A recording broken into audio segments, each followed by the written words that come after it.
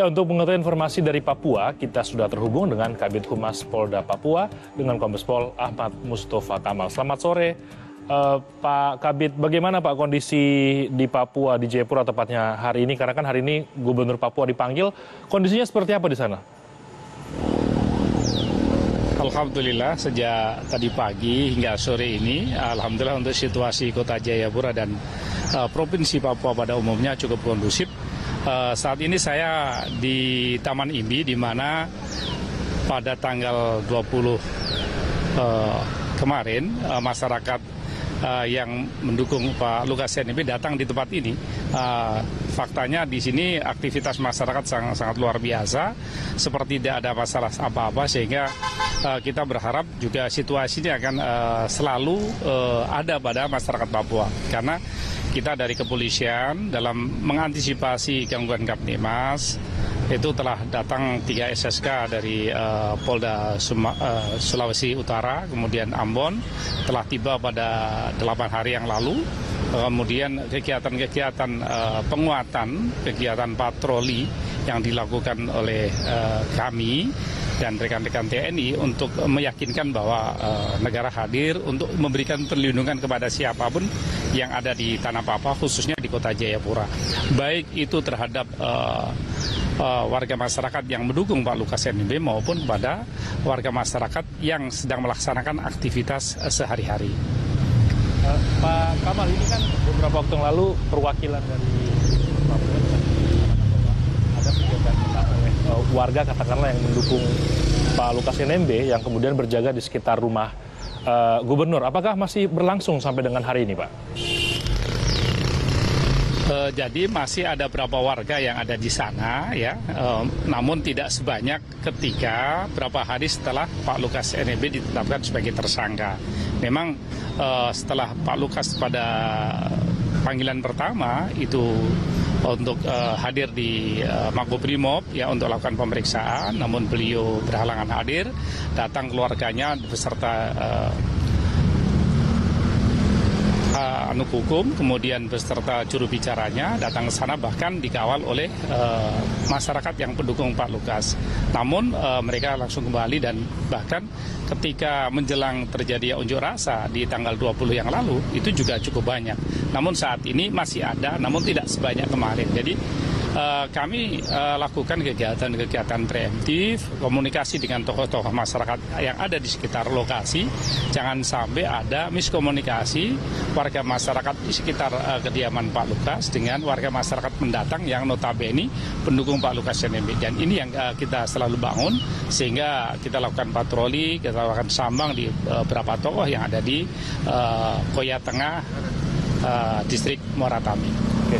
Pak Kabid, mungkin ini bisa saya konfirmasi sedikit ke Bapak. Apakah ada konfirmasi dari pihak Bapak dengan Gubernur Lukas NMB berkaitan dengan hari ini? Apakah akan hadir begitu untuk memenuhi panggilan KPK atau seperti apa, Pak?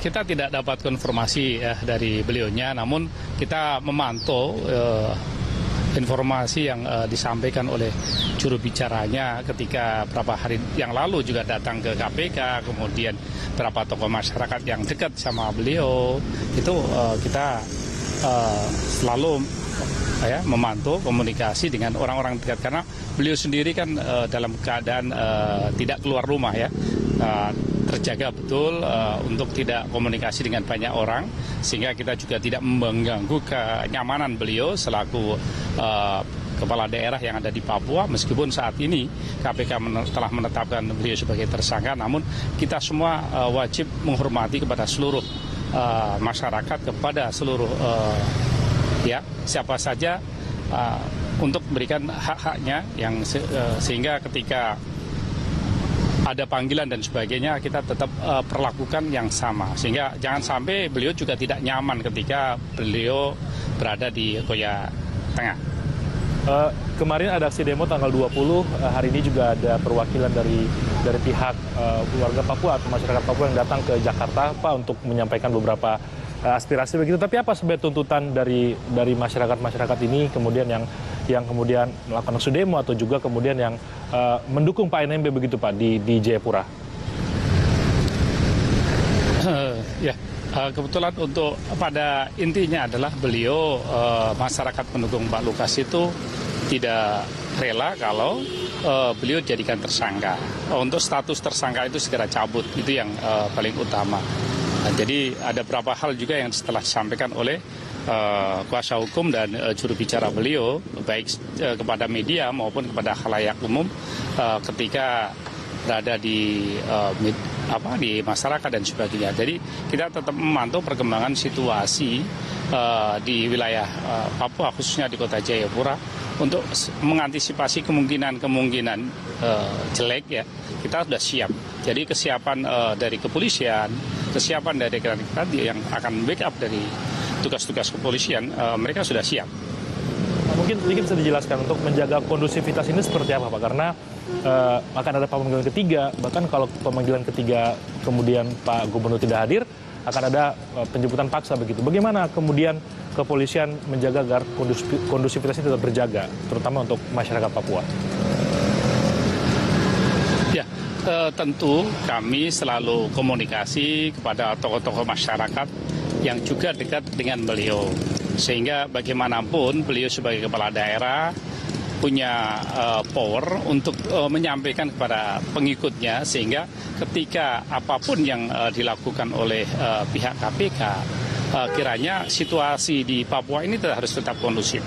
Ya, kita juga tidak menginginkan. Jadi seperti peristiwa kemarin tanggal 20 ketika unjuk rasa yang notabene ditakutkan oleh banyak orang akan terjadi kekerasan, terjadi chaos. Namun faktanya pendukung Pak Lukas dengan telah kami ketemui dan kita satukan persepsi, sehingga mereka taat dan patuh, mereka hadir di sini, kita kawal, ya, mereka juga komitmen ketika lakukan kegiatan dari titik kumpul menuju ke tempat lokasi di Taman Imbi di mana saya saat ini berdiri.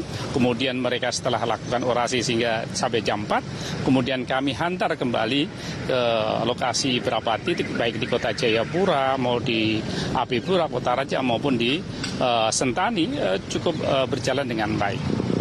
Terima kasih Kombes Pol Ahmad Mustafa Kamal, Kabid Humas Polda Papua, sudah bergabung bersama kami. Kita harapkan yang terbaik Pak, dan juga kondisi di Jayapura dan tanah Papua tetap bisa kondusif. Terima kasih banyak.